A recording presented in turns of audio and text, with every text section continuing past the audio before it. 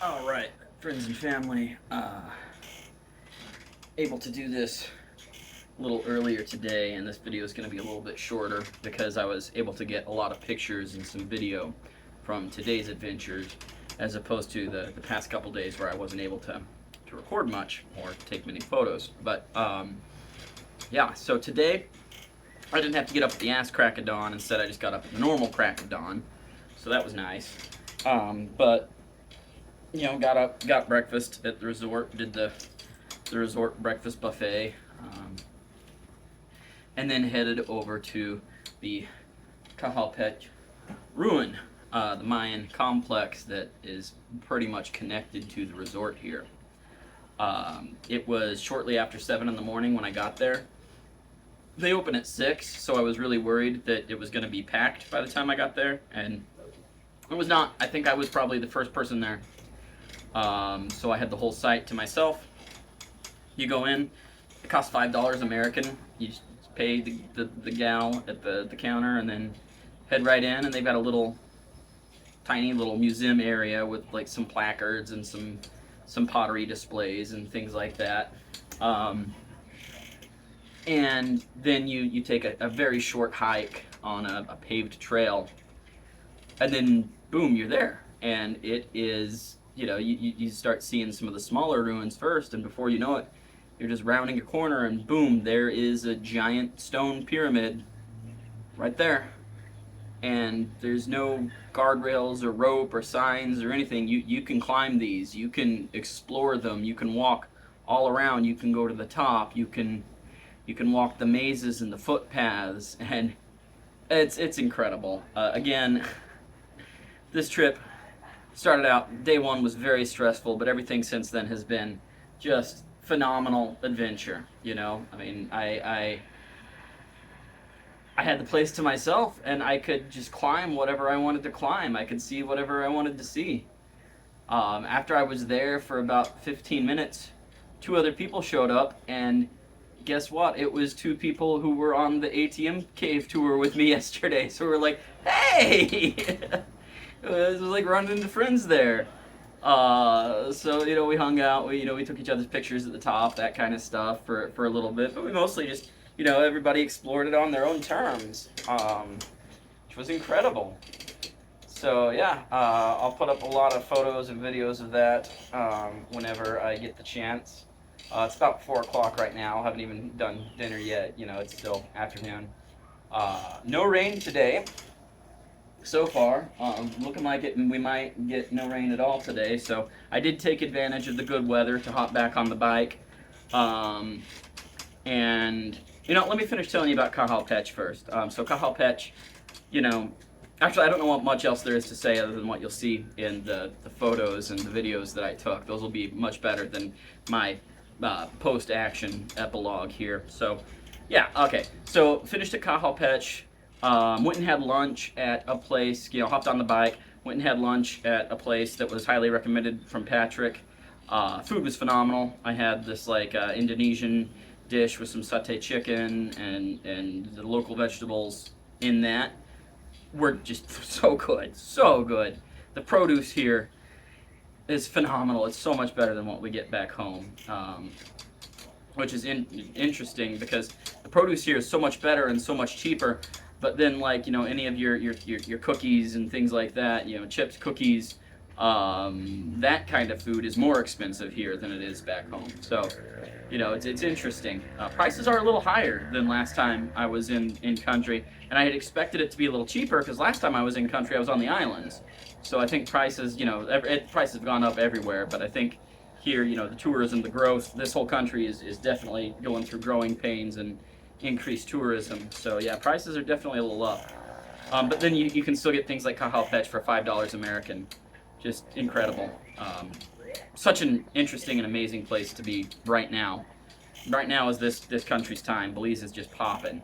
You know, wait and see what 5-10 years holds for this place. It's going to be wild. But anyway, so I went and had lunch there. Patrick recommended that I ask them for something off menu. He said to ask for the soursop. I'm not sure how it's pronounced, but like soursop, which is a type of fruit from here. cheesecake, and they had it. They had just made some fresh, and oh man, it was so good. Flavors that you've never had before. Whenever you're middle aged and you're eating flavors that you've never experienced before, it's always a treat. This cheesecake was great. It was pulpy, but in a really good way. Hard to describe. Classic graham cracker crust, whipped cream on top, but like a pulpy cheesecake with a tropical flavor that I'd never had. So loved that. Came back to the hotel, refilled water bottle, cooled off a little bit because it is hot, it is humid, super hot, super humid. And then got back on the bike and went out to the hummingbird farm, the butterfly farm, and went and saw all the butterflies. Again, videos and pictures will be uploaded of that as well. And that was just a fun little stop. That actually cost $20 American. I was a little surprised by that, but more than willing to pay that because it's a 2,500 acre conservation area that has a butterfly house and caterpillar house and all that open to the public for that $20 fee. So you're paying for the conservation of the area, and it's gorgeous and wonderful, and more than happy to do that. And it was worth it, right? I got literally a one-on-one tour with one of the guys that runs the place, that works the place. He just walked me through everything. Again, I was the only one there. This wasn't even early in the morning. This was afternoon. This was like 1:30, 2 o'clock. And I was the only person there. So that was wild. Again, the experiences you can get here, I imagine, December, January, it's probably more packed. But, you come here at the beginning of the rainy season and, you risk the weather, but you get incredible experiences. So yeah, I saw the, and then he was explaining, the place was just full of butterflies. They were everywhere. They were landing on me. It was incredible. It put every butterfly room in every zoo I've ever been to, and the one in the botanical garden back home, just a far cry from what this place was. This is just phenomenal. Huge, beautiful blue morphos and owl-faced butterflies and yellow swallowtails, which we get back home, but not the same way. They say they're non-migratory here, so they don't follow the migration patterns. So that they just pop dozens of them out. It's interesting.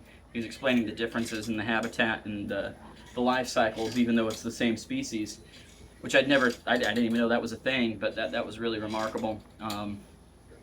So yeah, that was super cool. I don't know if you can see the condors flying behind me, but they are, and it's really cool.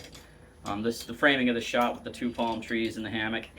I'm so cool. I'm the coolest. Anyway, yeah. So yeah, after that, did a little zooming around. Well, not zooming, cruising. I don't like to zoom.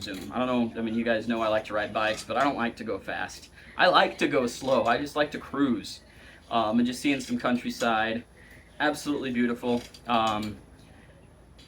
So yeah, I don't really have like a clever title for this one today, because again, I was actually taking photos and videos today. I wasn't, restricted on my camera usage. So yeah, one thing that I've definitely noticed about the driving here is that when you're on the highways, when you're on the country roads, etc., you're fine. There's nothing to worry about. It's just, go your speed. People will go around you. Nothing to worry about. But good God, the traffic in the city, and this is a small city, this city's like 1,300 people, I think, maybe less than that, but it's small. But the traffic here is insane, and it's not that there's so much of it, it's that lanes don't mean anything, parking is just wherever, people back out talking on their phone, they don't look. Every single time I've been on the bike, someone has backed out in front of me. The first time that they did it was when I got this lovely sucker because it was pouring rain but I'm going like 5 miles an hour around these guys now because I'm like, yeah, I know what y'all are up to. It's insane. Ignore the speed limits, go whatever speed. Don't assume that the posted speed limit is the safe speed limit. Go even slower because the drivers just do not give a flying toot about any kind of traffic patterns or regulations. They're just going to do whatever they're going to do. So yeah, that about sums it up. So look for the photos and videos that I took today. And this little summary is going to be it for me today. I got some snacks for morning, so I don't have to wait for the breakfast to be served anymore, because that was a hold up today. I wanted to get there at 6 when they opened, but the hotel didn't start serving the breakfast till 7, and it was a whole thing. I have snacks now for early mornings, no longer reliant on the hotel to get my morning fuel. And tomorrow I'm going to get up super early, and I don't know if I'm going to do Mountain Pine Ridge. I don't think I'm going to go all the way to Coracal. It's just too far, I think. I might change my mind, but I think it's just too far. But I might do Mountain Pine Ridge and check out the waterfalls and the swimming holes. Or I might go to Zanantunich, which is an even bigger Mayan ruin, but it's a little bit more restrictive in access. I have been told that it's not quite as, you're not going to have it all to yourself. You're going to have to follow at least a couple of rules there. But yeah, that sums it up. I love you all, and I will check in again tomorrow and look for all those photos and videos and posts. I hope y'all are having as lovely a time in your lives as I am. Bye bye. Button.